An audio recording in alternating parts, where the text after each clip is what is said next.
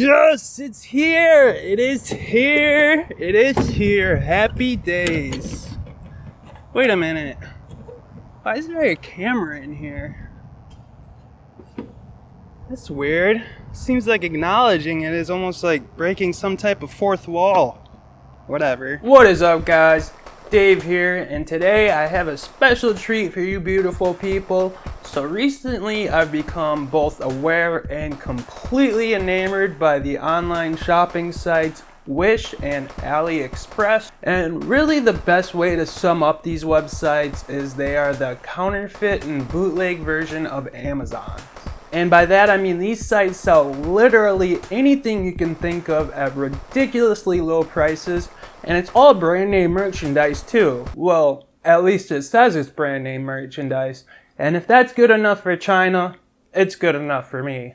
Now, out of everything that's for sale on these magical websites, I was most intrigued by their electronics, specifically the handheld electronics that AliExpress sells that they claim to come pre-installed with thousands of video games, and it costs less than 30 or 40 bucks. The purchasing system through AliExpress is incredibly baffling. Now, on Amazon, when you order a product, it somehow arrives at your door in an amount of time that seems to be physically impossible. With AliExpress, it's the complete opposite. When you order a product on AliExpress, you pay for it with your credit card, which granted sounds quite a bit sketchy, but don't worry because a text icon appears on your screen which assures you that your information is protected in broken English. And if there's two things that are not synonymous with the internet, it's lying and identity theft. After you complete your purchase, about 2 months passes by and you completely forget the entire transaction. Then one day you come home from work on a random Wednesday pissed off because someone drank the rest of your creamer,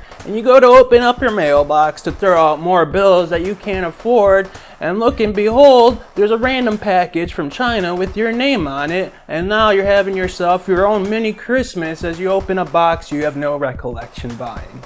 And that's how AliExpress works. That, my friends, is how I got this glorious beast of a handheld system, the PAP Gameta 2 Plus. And before I even open this, I know it's quality merchandise because it has the word plus on it. So for all you gamers out there with your PlayStation 4s and your Xbox Ones and your Atari Jaguars, yeah, I'm pretty sure that's all of them, go ahead and throw them in the garbage, because the PAP Gameta 2 Plus can do everything those can do, but more, and it can do it better. Actually, that's 100% a complete lie. Don't throw away any of those systems. But, and this is a huge but, this thing does have a built-in camera. So do go ahead and throw away that Atari Jaguar you spent years of your life trying to convince your friends that it was better than the Nintendo 64. And now we're gonna do something that's never been done before on YouTube. We're gonna sit down at the table and do an unboxing of this glorious and wonderful gaming system. Well, thankfully I bought the Plus model. Alright, so before we go ahead and open up this thing, let's take a look at the box first. So like I said, it's the PAP Gameta 2 Plus. I don't think it's supposed to be PAP. I think it's actually supposed to be PAP, like Sony's PSP. Only they replaced the S with an A, which really doesn't make any sense because obviously this thing is a knockoff of the PlayStation Vita. The whole naming system makes even less sense. Up here it tells you it's 16 gigabytes with 3001. I guess this thing might have 3000 games on it. Up here in the corner it says 64-bit. Now remember this 64-bit thing because they really like to drive that part home. Flipping this thing over to its side, we also see 64-bit. This is the second time we've seen this. And this is also the first time we see some stolen IP characters. This time we have some stolen characters from SNK's Metal Slug. I'm sure they definitely did not license them. Flipping it over to the other side, I'm not really sure what these cards are from, but if I had to guess, I would guess that they're stolen from the Burnout series. And then once again, it says 64-bit, so that's 3 times it said 64-bit. Flipping over to the other side, we got more stolen IP characters, this time from Capcom. We got some Resident Evil characters, definitely not licensed. And then once again, we got 64-bit. The 4th time we've seen 64-bit on this box. Flipping over to this side, we see more stolen IP characters, this time from EA's FIFA. So, I mean, at least they aren't prejudiced. At least they're stealing IP characters from all different types of developers. And then once again, we see 64-bit here. I've lost count how many times it said that, but I think that's 5 times it said 64-bit on the box. Finally, flipping over to the back side, we got a bunch of information that really doesn't make sense. Under specifications, we got game, and then it says support all arcade games. Game Boy Advance, Super Famicom, Game Boy Color, Game Boy. And then it says Sega. Now, like Sega Master System or Game Gear or Genesis or anything like that, just Sega.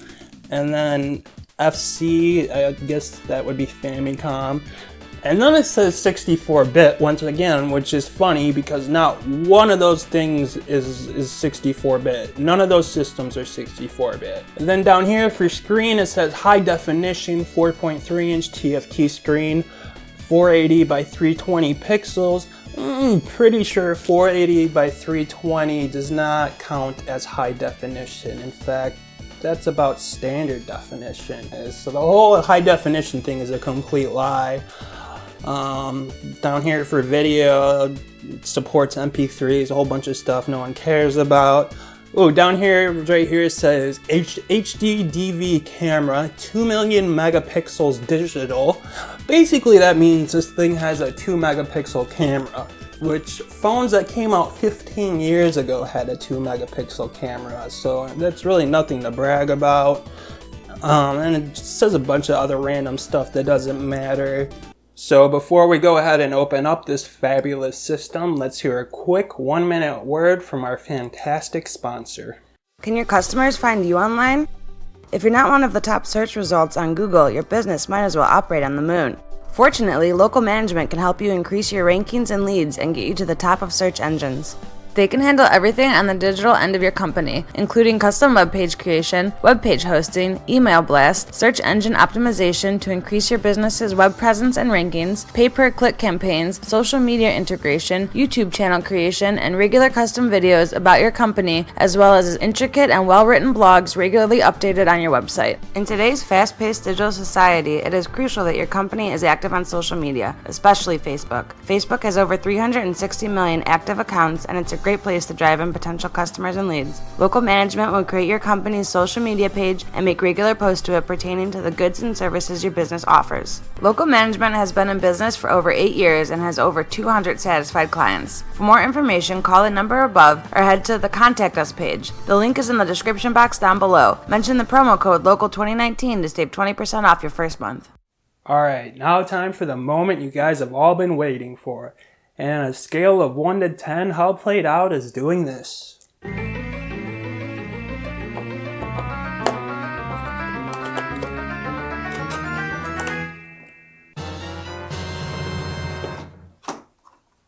I'd say about an 11. Alright, so inside the box we got our AV cables for hooking up to a TV. We got just a random USB cable to charge it. Doesn't come with a brick or anything like that, but I mean, who doesn't have one of those? Nintendo doesn't even include those anymore, so we'll let that slide.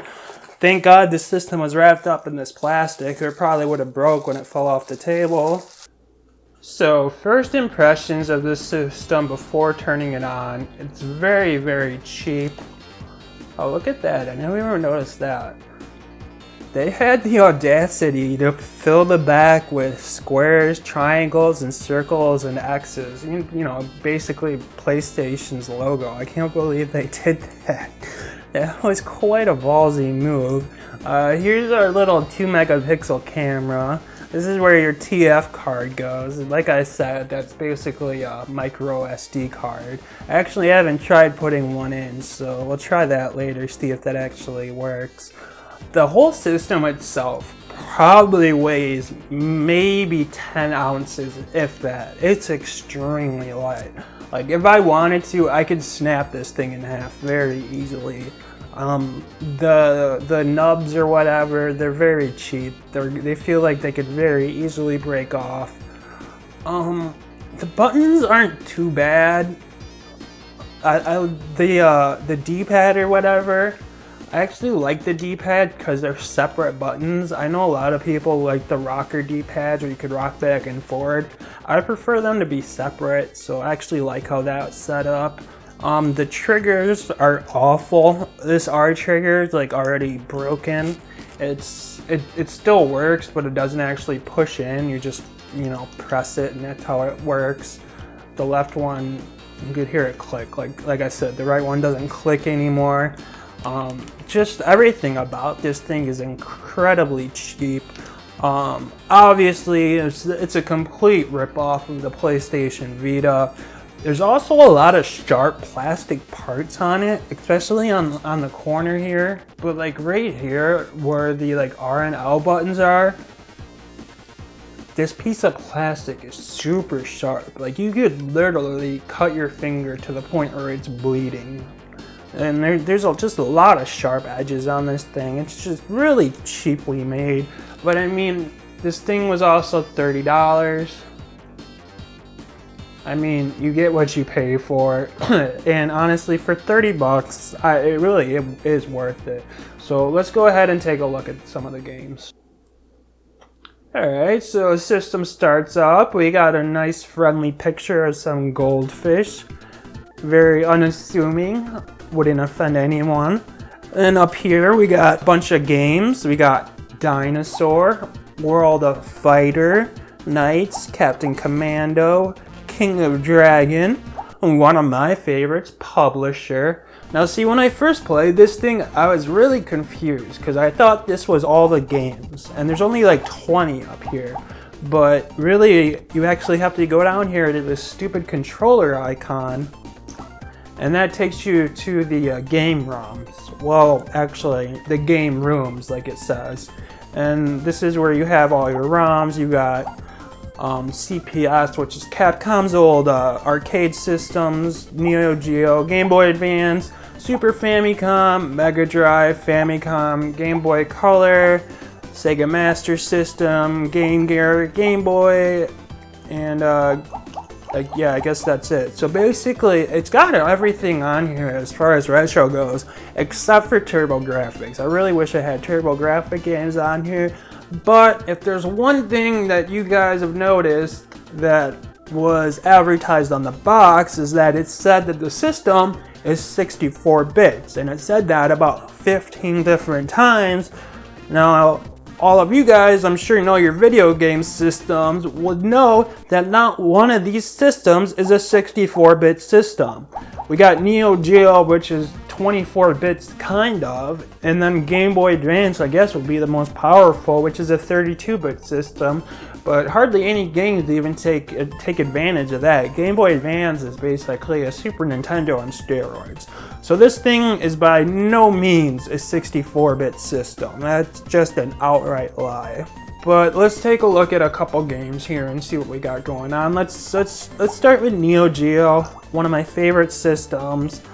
Let's do Mega Slug X. I love the Metal Slug series. Let's crank up that volume.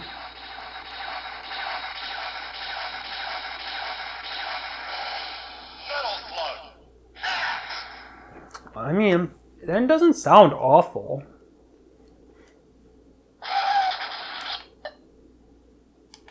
I mean, is it spot on emulation sound-wise? No. But also, this thing was $30. Let me turn this down a little bit. I mean, it doesn't play badly, honestly. I don't seem to be dropping any frames, really. It's really hard for me to play while looking through a viewfinder. The music does sound like it's a little slower than it should be, so... Anyways, here's a good latency test. I'm going to press the jump button, and let's see how long it takes me to jump from pressing it. I mean, that's pretty instant. That's pretty good emulation. I'm really not gonna lie. Like I said, for a $30 system, this thing isn't bad. It's pretty impressive. All right, let's try a different game. Let's try something a little more graphically intensive. Like let's try something on the Game Boy Advance. Like, maybe one of their 3D titles they made. Did it freeze? Okay, there you go. Let's see if we can find, like, Crazy Taxi or Driver. What is this order? This is terrible. Alright, here we go. We got Driver. Let's see how Driver works. This should be a true testament to what this thing could actually handle. Alright, so we're finally in the game Driver. Let's see how this works. I mean, I've never played this game on the Game Boy Advance, but wow, the warping of these polygons is awful. I know that was an issue in the GBA version too. I know this game was quite hard to develop. How do you steal cars?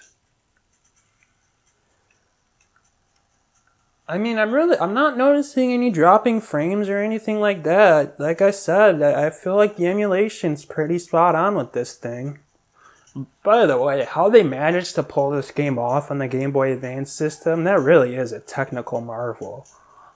Like, this looks like an early PlayStation 1 game. There's not much else to say other than, yeah, that runs pretty well. Alright, so let's check out another game. Let's check out, like, a fast-paced game, like a shoot-'em-up on the Mega Drive or the Genesis. Let's check out something like Truxton or Musha, something like that. Alright, here we got Mark from Classic Game Room's favorite game, Truxton.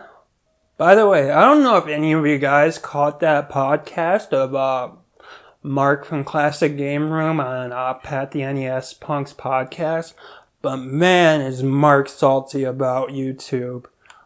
I mean, the man thinks that YouTube killed his channel, when really, he just never changed up his format. He made the same types of videos for 10 years, and people just got bored of them. I mean, putting a Sega Genesis game into a Super Nintendo system is only funny the first time. I mean, I love CGR.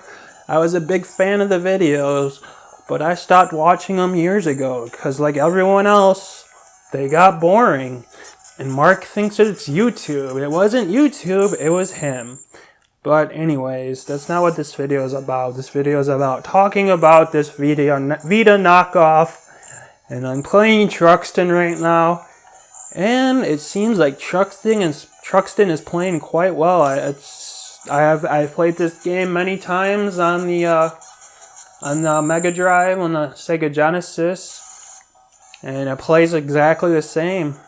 Alright, so with hooking up the Gamma 2 or whatever the hell that it's called up to my computer here and capturing the footage, the only capture card I have is the new version of the Elgato, the HD60S, and that's only got HDMI ports on it, so I can't get composite video. Or if there is a way to get composite video into this, I don't have the right cable. So unfortunately, we're going to have to go with the no-gato way, and I'm just going to have to point the camera at the screen. But you guys will get the picture of what the picture is. It's thundering out. So here's what everything looks like on screen. Right off the bat, everything looks pretty blurry. The text is hard to read. But despite the box saying high definition, it is only, 480 by 320 resolution. So, I mean, that's not the best resolution. It is good enough for these systems. Let's go ahead and try King of Fighters 2000. See what this looks like.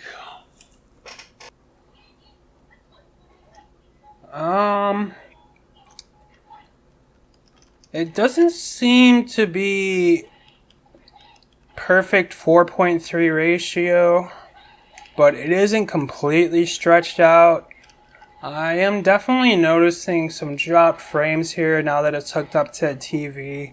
It seems to run better in handheld mode. I don't know what it is when you're doing TV out. I think it uses more of the CPU processing speed, and it seems like it doesn't handle it as well. Because, I don't know, the gameplay just seems a little sketchy. It doesn't seem as smooth as it did in handheld mode. Is it playable? Yeah, it is of course playable.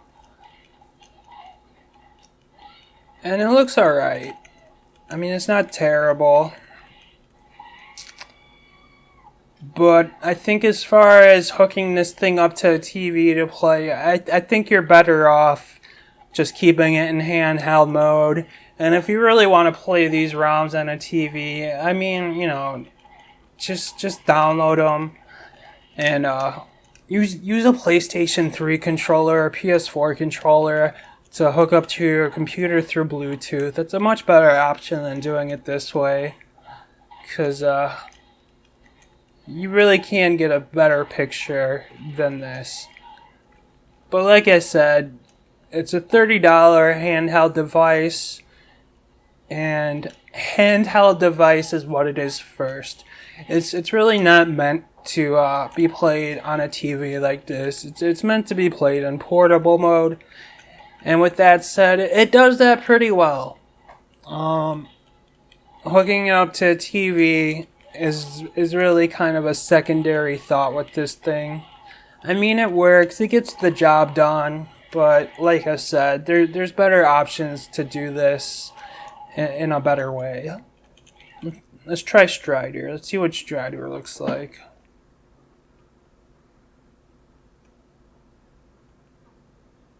See, press A. I jump right away. There's really no latency here with button inputs. I don't know. I guess this game seems to run a little better than King of Fighters 2000 for Neo Geo. It seems to be more on par with what you would expect with emulation. It does seem like the screen is stretched out though. I haven't played the arcade version of this game in years, but I really don't think it was in widescreen. Granted, there are some black bars on the side of it, but it's still not a 4.3 ratio, that's for sure. I feel like everything's stretched out a little bit to fit as much of the screen as possible. But yeah, man, this plays pretty good. It plays a lot better than the Neo Geo. I think the Neo Geo kind of was a bad first system to try in TV mode. This seems to look a lot better. It's not so pixelated. I don't seem to be dropping frames or anything like that. The music sounds more on par.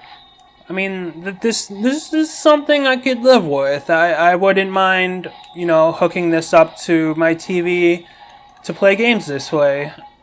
And like I said, for $30 you can't go wrong. Alright, I already got a game over, but you know, you guys get the picture of what it looks like hooking this thing up through TV mode. It looks alright. Oh, and by the way, let me show you guys some of the pictures I took with this thing. Okay, so yeah, that was a picture I took of some elephant ink we have. Here's a picture that's the picture of my microwave I took. And also, let me say that my kitchen was lit up very well. I lit up my kitchen to film in it. It really couldn't have been lit up any more properly. And this is the picture you get. Like, this is just awful. And then, for whatever reason, it had some of these stock pictures in it. Some weird ones, too. I don't know what the deal with that is. And yeah, Christmas stuff, but... yeah, needless to say, the camera on this thing is absolutely awful. The colors are completely washed out to the point where it's almost in black and white. But, yeah, that's I don't even know why they bothered to put a camera on this thing, but it seems like cameras are on every electronic device these days. Next thing we know, shoes are going to have cameras built into it. Alright, so that's the PAP Gameta 2 Plus or whatever it's called. In all seriousness, it's a pretty good emulation device for $30. I mean, if you're looking for a cheap way to play a bunch of old video games on the go, this is a great way to do it. I mean, I don't know if it actually has 3,000 games on it, but from what I was looking through, it got every single game I could ever think I'd want to play retro-wise. Would I recommend it? Yes, definitely. I would recommend it. However, I do feel it's a very cheap system. I feel like it could break very easily. I think one drop onto concrete or wooden floor, possibly even carpeting, would break the system.